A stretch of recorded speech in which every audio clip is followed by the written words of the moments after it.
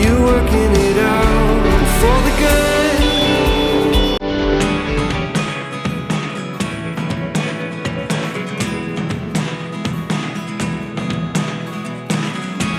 I never really know what's going on. Look at me sometimes like all you want to do is run. Hear me out, hear me out. It's all the things you never show. There are the Welcome back to my things channel. So I you guys can probably see things are looking a little bit different. If you follow me on my Instagram and TikTok, then you already know what I'm going to talk about, and I probably put it in the title too, but we have moved.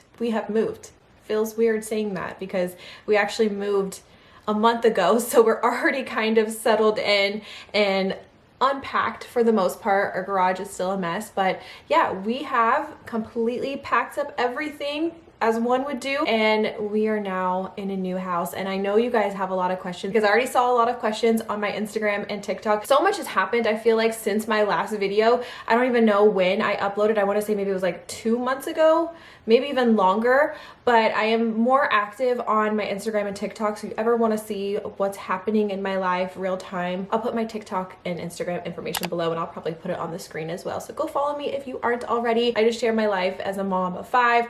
I'll post recipes, I'll do some Bible studies, things like that. And now that we moved, I've been sharing a lot more about that. So if you want to give me a follow, all of that will be down below. But I definitely wanted to get into how all of this came about. I remember sharing, you know, if you've been following me for a long time, I shared the whole process when we moved into our last house because we built it. It was the first house that Frank and I have bought, you know, starting from the ground and then living in it for 8 years, almost 8 years, I want to say. We moved 2018 and moved out the beginning of January 26, and made so many memories in that house. I can't even put myself back in that mindset when we first moved because it was so bittersweet. You know, this whole process, I feel like 2 things can be true. You can be excited for a new move and everything that comes with that, and a new beginning, and, you know, the reasons why we wanted to move. At the same time,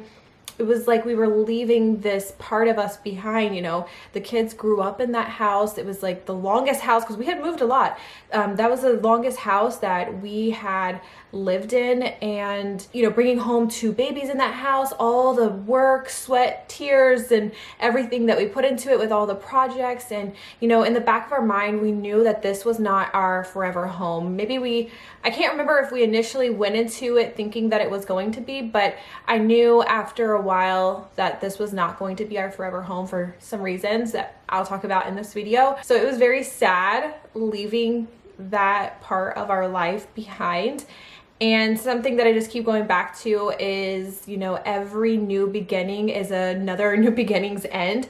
So it was very exciting, but just definitely very, very bittersweet. And just the stress with moving alone is a lot. Oh, before we get started, because we are doing a sit down video, you guys saw in the intro that I made myself an iced coffee. This has been my go-to coffee lately. If I'm not grabbing an iced coffee from somewhere, 9 times out of 10, this is just what I'm gonna have at home. And I have a nice, cute little cozy to go with Valentine's Day. So I think the main thing that people want to know is, why did we move? And I know, I don't have to explain to anybody why we even decided to move. If we wanted to say we felt like it, then that could be a response. However, the reason why I'm doing this video is to talk about how I saw God move through the whole process. It kept playing in my heart every step of the way that this is part of the story. This is part of the story. There's so many lessons here. That's why I want to sit down and talk about it and just kind of explain the whole process. And because I know people are just curious and they even want to know, what is the process of moving and buying and selling and all that stuff, because this was our first time. We built our last house, so that process was pretty, I mean, it wasn't easy, but it was easy compared to selling and everything that comes with that, and buying. So we were actually thinking about moving a few years ago. I want to say maybe 21, 22, somewhere around there. And we even had a realtor. We looked at a few houses. We were really actively thinking about moving. And now I definitely know that it didn't work out when it did for a reason. We had found a house that we really liked. I don't know why I'm saying I think. I know that we had found a house that we really like, and we even put an offer in it. We went through the whole loan process, was having somebody to come in and evaluate our home and appraise it. That's the word I was looking for. We were going through the motions, okay? We put an offer for our house, and it was a good offer, a good solid offer. It came back that somebody put in a way higher offer. It might have even been like a cash offer. We were like, what in the world? Like, are we way in over our heads? Like, we got so disappointed and discouraged that we're like, maybe this is not the right time, right? So fast forward to literally October of last year. We have kind of been going back and forth talking about houses. Frank always is looking at houses. I know some of us do that. Like, we're just like, okay, what's the market like? Like, what's out there? So he's always been looking at houses. I don't know what the switch was when it came to October, but we're like, okay, if we've been talking about this enough, why don't we find a realtor and just kind of go over our options, let them know what our expectations are, and, you know, kind of go with the motions and kind of go from there. And we were even thinking maybe we don't have to rush into anything and we can, you know, do the building process. I think more so it was us feeling intimidated by the process again, and just not knowing, you know, how fast or how slow it would be. So I think us throwing out that building option was like a safe zone for us, because, you know, at least with that, we can kind of like, the process will be a little bit more prolonged, if that makes sense. I hope I'm making sense. I feel like whether you buy a house or build, there's going to be pros and cons to both. I think that's where our mindset was. So then after talking over with our realtor, she was like, okay, well, you know, if it's a house built already, would you guys be open to that? What we're looking for, I don't know if that's going to be available, but yeah, we're open to it. And the whole reason, let's get to the whole reason why we wanted to move, is our house was literally the perfect size. We had, you know, it was a 4-bedroom house, and then Frank turned our loft area into a bedroom, so then it became a 5-bedroom house. It fit us comfortably. I mean, it was, I want to say, around 3,000 square foot house, which that is a decent size house, right? The only issue was that our lot for our house was 0.2. Yes, I said it, 0.2 acres. We had 5 kids and 3 dogs, okay? And, you know, when we first built the house, you know, we didn't think about the space that we need, right? Which now looking back, that was probably something that we should have looked into more, right? But, you know, we were able to get by, and we probably could have still got by, but at the same time, what we wanted was just more land. Not a ton to upkeep. We just wanted some land, just a place for the kids to be able to run around, the dogs be able to run around. You know, they're very limited because that, you know, 0.2 is the whole thing. So you're the front yard, the backyard, the side yard, and the backyard. So you're thinking, okay, if the lot's already 0.2 acres, think about how small the backyard is. We want to be able to have a garden and do all these things, right? But we can't. So I've always said and told people, if we could have just taken our house and put it on more land, I would have done that in a heartbeat.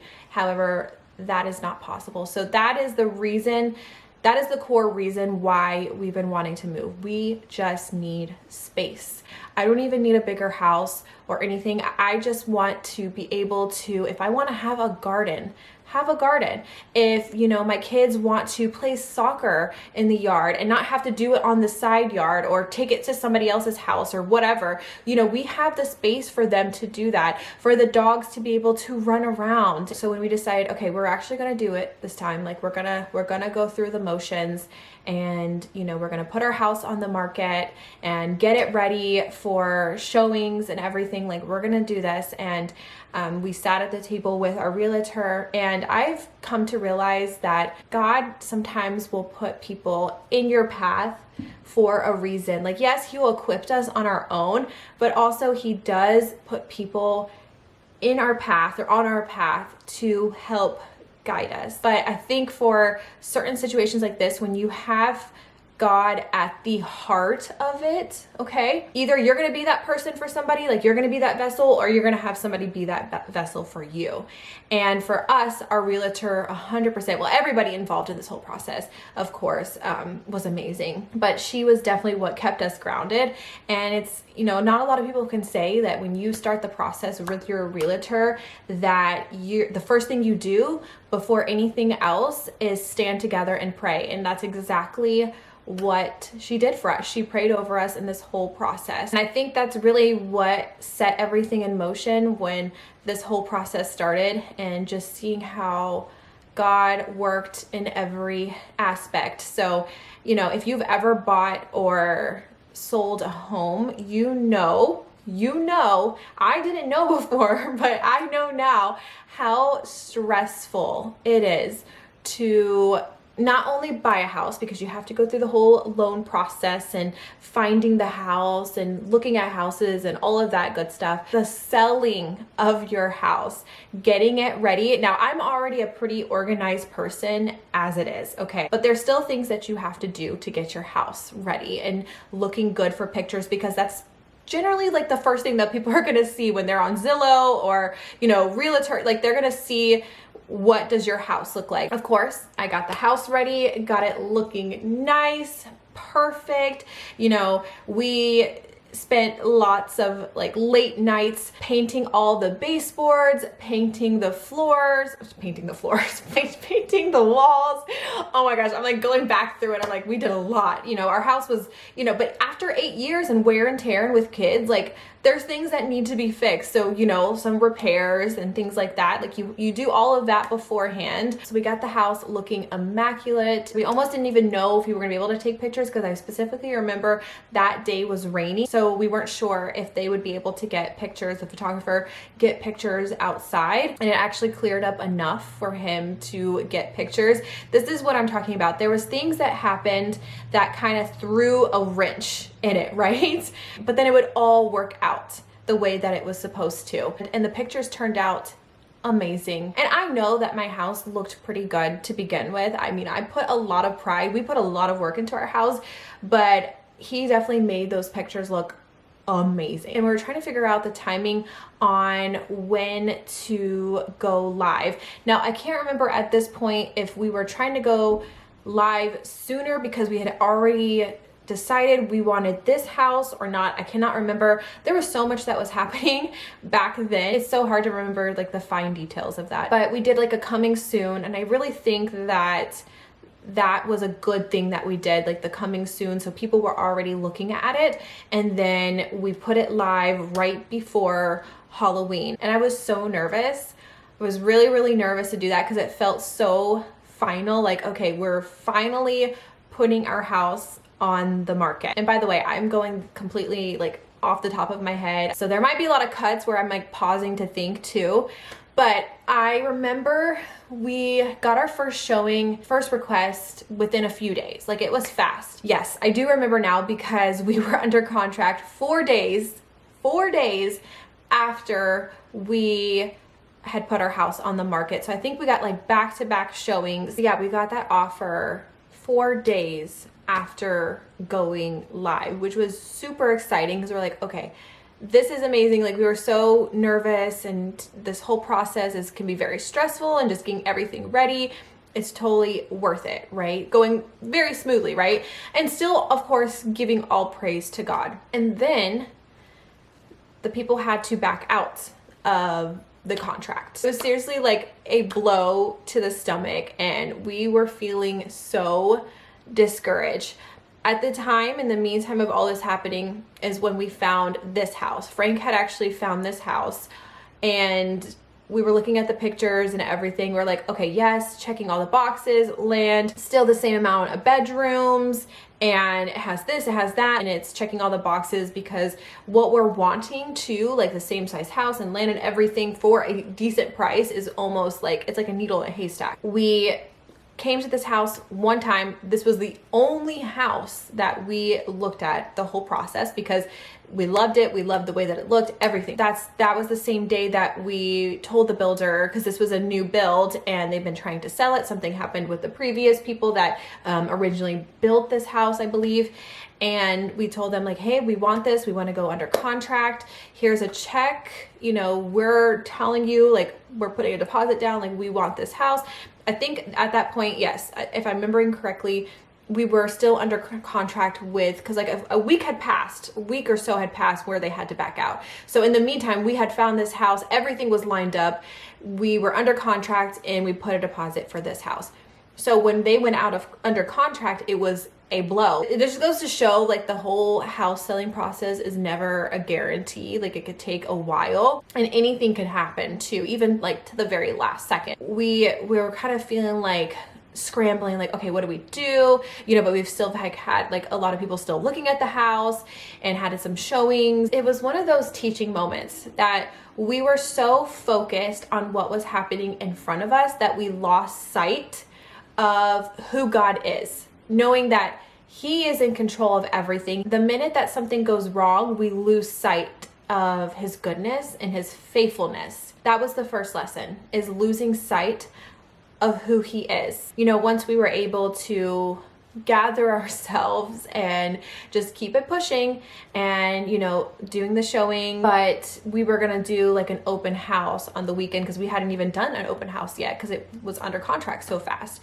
So the people that backed out, because I believe it was contingent. See, that's another thing, is like the contingencies, like you could be contingent on your house selling and then the person buying it is contingent on their house selling. Sometimes it can be like a long list of contingencies, and their buyer had backed out, so they had to back out of our contract. They wanted to go back under contract with us again when they saw that we were going to do an open house because the wife really loved our house. You guys, now that I'm thinking about this, why do I feel like we were under contract twice and they backed out twice and then we gave them more time? They backed out the first time, paid earnest money. We gave them another time, or they came back with another offer. We went under contract again. They backed out a second time. I feel like now all of this is like coming back to me. And then the second time we were under contract, they had a cash offer. That's right, because we're like, oh my gosh, okay, even though they backed out the first time, this is a great situation because usually cash buyers can be very serious. I'm assuming, I don't know, everybody says that that's a good thing. But the only thing was they hadn't sold their house or secured their house. So this is where we, out of good faith, took a chance in trusting them and trusting that they would find somebody to buy their house. And we went again under contract because they were very, very serious. And this was a very hard decision because we could have totally turned them down, closed that door and be like, nope, we're going to do our open house and, you know, get somebody that could be the real potential buyer. This is very, very risky, but we felt like in that moment, that was the right decision to do. And now here's the kicker. Those people that we went under contract with 2 times weren't even the ones that bought our house. So I really, looking back, I'm like, what is the lesson in that? What was the lesson in that? Was it the fact that we did show grace and have faith that our house will eventually sell and everything would work out and give this person or this couple a chance? Or did we just kind of make a dumb decision? I don't know. We don't know what the lesson was in that. You know, when you're under contract, you ask a lot of the times for earnest money. So if you have to back out of the contract, the people that's backing out have to pay the earnest money. So that, I think, was another factor of why we wanted to give them another chance, is because they had given us money from the first contract. Wow, we really, really tried to make that happen for them. Now that I'm remembering, but at some point we had to make the hard decision, like, okay, we've given them, you know, time. However, we have to move on too, because the builder was looking to sell this house by a certain date, or I think by the end of the year, which come to find out, we actually didn't even close on this house to the end of the year, which that is another amazing part of the story. Yeah, I feel for that couple because they really tried hard and we tried hard with them, but we had to eventually move on and put our house back on the market, which is exactly what we did. And I'm forgetting dates and time frames. I'm just kind of doing more like sequencing, but it wasn't shortly after that we had somebody come back to us that had actually viewed our house. We had a showing for them, like one of the first people that ever looked at our house, saw our house again, was back on the market, and put in an offer. And it was lower than what we were originally asking for. So we kind of was doing like some counter offering and everything. You know, our house was a lot more than what we paid for it. So a lot of, I don't know what the right word is, but a lot of like what we were making on the house was going towards this house. So we were trying to stay in that range. We had already secured our loan. Like our loan was good to go. Like everything was great, approved for everything. And we were just waiting, you know, to have somebody buy our house. So that counter offer, she was like, no, it's okay. That was another moment. That was another moment where like, oh, we almost had another buyer. And, you know, but also it wasn't like it had to, we needed like a certain price, right? I just knew in my spirit that that's not what God wanted us to do. He didn't want us to rush. He wanted to teach us that through this process, just like life, you are going to have things that happen that do not go to plan, but trusting God because he has a better plan for us. And that was a moment where I'm like, I had to release it and trust God. So then I think another couple weeks go by, even though I don't see a tunnel yet because we have to move into this house by a certain time. We've already given, you know, the builder a ton of money that we didn't want to lose out on. Like we were kind of getting down to the wire, so to say. I just remember the right person will come. I kept telling myself, and I have to go back to our realtor because she's the one that really kept us grounded, and she probably she probably got so sick of all of our questions too. No, she was amazing. She was great. She was a rock star.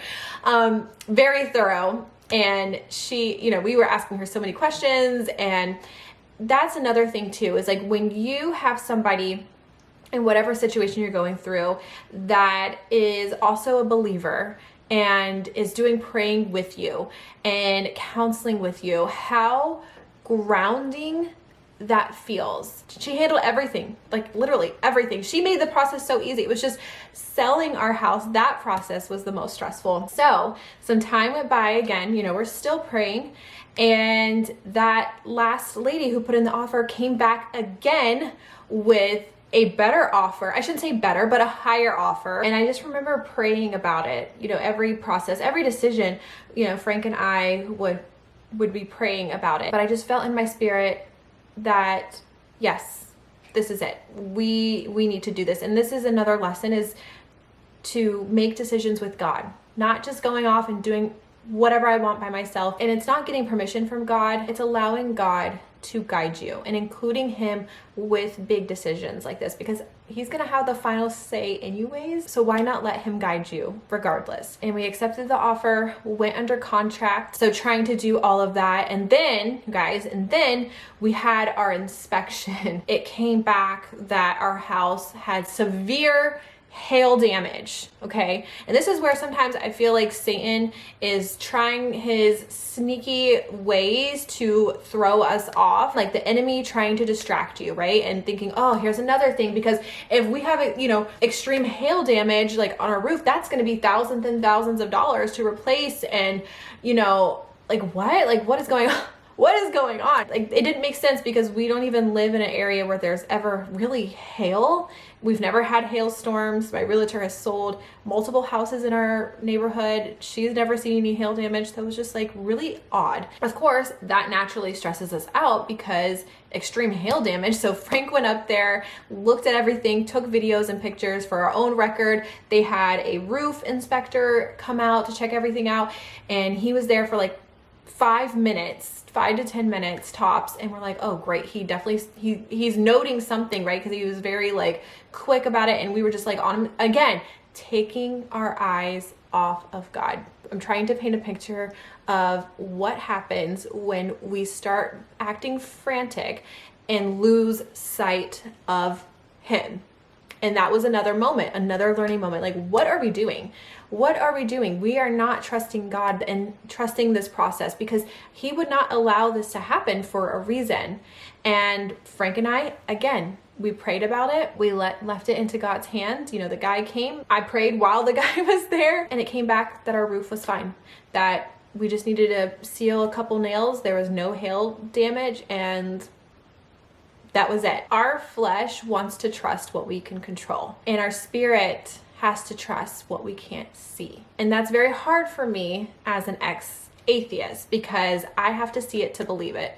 So that was the hardest part in all of this for me, was just letting go. And I think we needed to go through this whole process to finally let go. So then after that went great, we are getting into the process of moving and doing all the things, all the fun things that comes with that. And if you've moved before, you know how stressful it is. However, one dilemma again was that we had to move out our closing date, because the person moving in couldn't close until the first week or second week of January. So we were very grateful that the builder was able to work with us in that. We actually met him. We've done walkthroughs with him. Again, that was another stressful thing, because we're like, okay, well, he could turn us down because he's trying to sell this house. You know, it'd be fair in that, because, you know, when we first gave him the deposit, we said we were going to close by this date. That just, again, goes to show this whole process is not guaranteed. But he was very gracious to work with us and agreed to that closing date. One detail that I forgot to mention that came back to me when we first looked at this house and we fell in love with this house, I remember praying upstairs and just looking out over our backyard, and I just said, God, if it's your will. I remember that, and it stuck with me this whole time, because when you surrender something and you put it in God's hands, God, if it's your will, you will make it happen. Everything that's played out, and just how so many different times we felt so discouraged, that it's His will. He's going to make a way. Even when we can't see it, He is going to make a way, which is exactly what He did. And because we had to redo the loan process at the very end, we weren't even clear to close until one day before our closing. One day before, because we had to start the process. We were totally fine in the beginning, but the whole process started over again. And that just goes to show, that was another moment where we're like, okay, like, time is running out. Like, are we going to be able to even close? Like, we have to be out regardless. Again, are we going to be, you know, completely homeless, right? Like, of course, this is just like me being, you know, dramatic, but at the same time, you know, it could be a reality. And just trusting that God is going to make a way. And I also think too, because we were supposed to close before Christmas, I believe that we were meant to spend one more Christmas in that house. I think He allowed the things to happen so that we did spend our last Christmas in that house. And it was an amazing Christmas. It was probably one of our best Christmas ever. And I'm so grateful looking back on that now, that we were able to spend that last Christmas.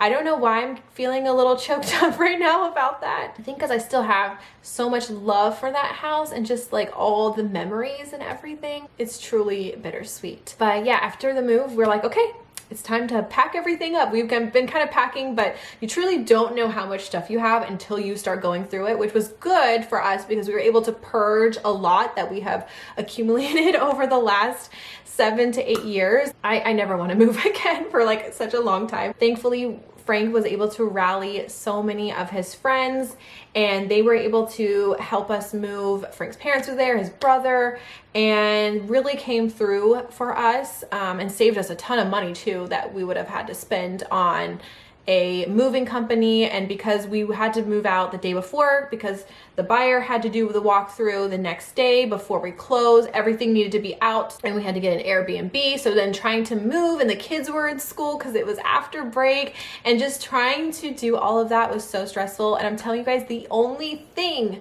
that kept me together was him, leaning on him for strength. And I feel like supernatural strength to get me through certain situations. I can't even take any credit or anything for that, just all glory to him, because I just think, like, in this moment, everything that we're going through the past few months, how was I able to do life so long without him, and leaning on Jesus and just having that constant in my life. And that's what I really leaned on the most, is stop looking horizontal at everything around me and just keep my focus and eyes on him. And that's exactly what I did, and that's the only thing that got me through all of this. And I'm just so grateful for that. I really am. I'm so grateful. And I held it together on our closing date until I stepped out, and I just broke down because I just realized how good he is. So good. And there's so much gratitude I have for that.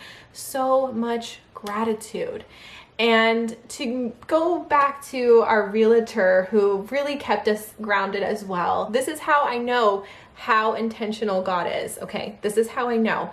So our realtor, if you've watched my testimony video, okay, and you know my testimony and my story, and you know about the person that gave me the validation that I needed to start believing and trusting in God, that person was our realtor. When we first started this process, I told Frank, because we knew that she was a realtor, I said, if we're gonna do this, we're using her.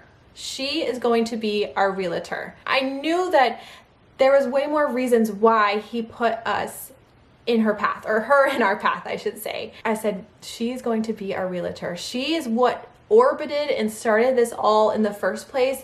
We have to use her. Like, there's no and, ifs, or buts. We have to use her. And that became so true.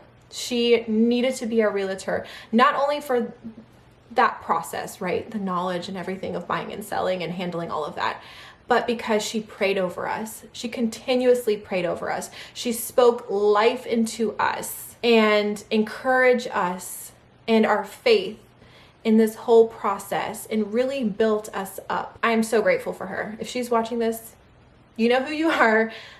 Thank you. And we've told her thank you so many times. Just know that you are not just a realtor to us.